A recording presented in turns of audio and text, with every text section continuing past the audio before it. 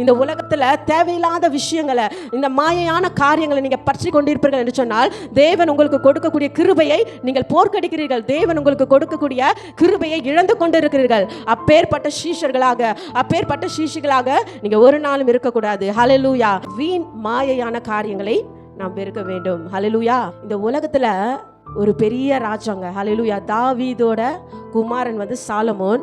அந்த சாலமோன் ராஜா பார்த்தீங்கன்னா அவருக்கு விசேஷித்த ஞானம் இருந்தது. அவர் பெரிய ஒரு பணக்காரா இருந்தாரு. அப்பேற்பட்ட ஒரு மனுஷன் சொல்லுகிறார், மாயை மாயை எல்லாம் மாயை. ஹல்லேலூயா. இந்த உலகத்தின் கீழே, இந்த பூமி கீழே காணப்படுகிற எல்லா காரியமும் மாயை. ஹல்லேலூயா. vanity vanity, everything is vanity. ஹல்லேலூயா. எல்லாமே மாயங்க. இந்த உலகத்தில் இருக்கிற எல்லாமே நம்ம பார்க்குற மனுஷனுடைய வாழ்வு எதுக்கு ஒப்பா இருக்குது? புல்லுக்கும் பூவுக்கும் ஒப்பா இருக்குது. இன்றைக்கு நம்ம பார்க்கக்கூடிய ஜனங்களை நாளைக்கு பார்க்க முடியல. மனுஷனுடைய வாழ்வு, மனுஷனுடைய ஞானம், மனுஷனுடைய பிரயாசம், மனுஷனுடைய சம்பத்து எல்லாமே மாயையா இருக்கிறதுங்க. ஆனால் நம்ம யாரை பற்றி கொள்ளணும்? கர்த்தரை பற்றி கொண்டு இருக்கணும். ஹல்லேலூயா. சங்கீதக்காரன் ஆகிய தாவீது சொல்கிறார், நான் கர்த்தரையே நம்பியிருக்கிறேன். ஹல்லேலூயா.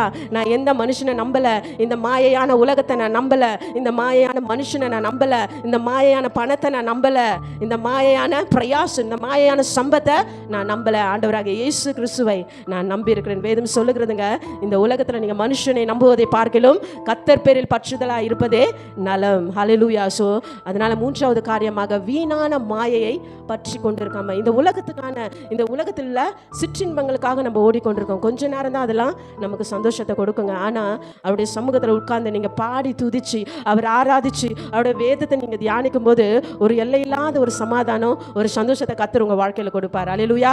எத்தனை பேர் அந்த ஒரு எக்ஸ்பீரியன்ஸ்குள்ள கடந்து போயிருக்கிறீங்க? நீங்க எவ்வளோ பாரத்தோட கஷ்டத்தோட அவருடைய சமூகத்துல வந்திருந்தாலும் அப்பா உங்க உள்ளத்துல நிரப்புவார். ஹல்லேலூயா.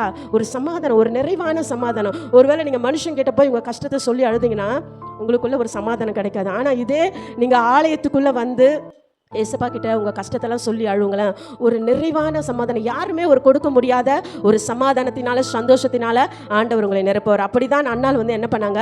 ஆண்டவருடைய சமூகத்தில் அவங்க கதறி அழுதாங்க. ஆண்டவருடைய சமூகத்தில் பயங்கரமாக அழுதாங்க. ஆண்டவரே என்னுடைய வாழ்க்கையில் இப்பேற்பட்ட சூழ்நிலை இருக்குது பயங்கரமாக கதறி அழுதுட்டு போனவங்க எப்படி போனாங்க? துக்க முகமாக போல. ஹல்லேலூயா. அவங்க ஒரு நாள் ஆண்டவர் சமூகத்தில் போயிட்டு அழுதுட்டு மறுபடியும் போய் யோசிக்காதீங்க, ஆண்டவரே இதெல்லாம் என்னுடைய வாழ்க்கையில் இருக்குது, இது எல்லாவற்றையும் மாற்றுங்க ஆண்டவரே. நம்ம மறுபடியும் என்ன பண்ணக்கூடாது?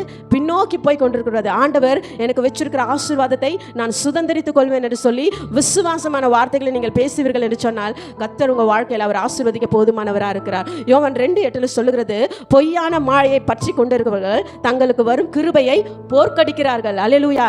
இந்த உலகத்துல தேவையில்லாத விஷயங்களை, இந்த மாயையான காரியங்களை நீங்க பற்றி கொண்டிருப்பீர்கள் என்று சொன்னால் தேவன் உங்களுக்கு கொடுக்கக்கூடிய கிருபையை நீங்கள் போர்க்கடிக்கிறீர்கள். தேவன் உங்களுக்கு கொடுக்கக்கூடிய கிருபையை இழந்து கொண்டு இருக்கிறீர்கள். அப்பேற்பட்ட சீஷர்களாக நீங்க ஒரு நாளும் இருக்கக்கூடாது. ஹல்லேலூயா.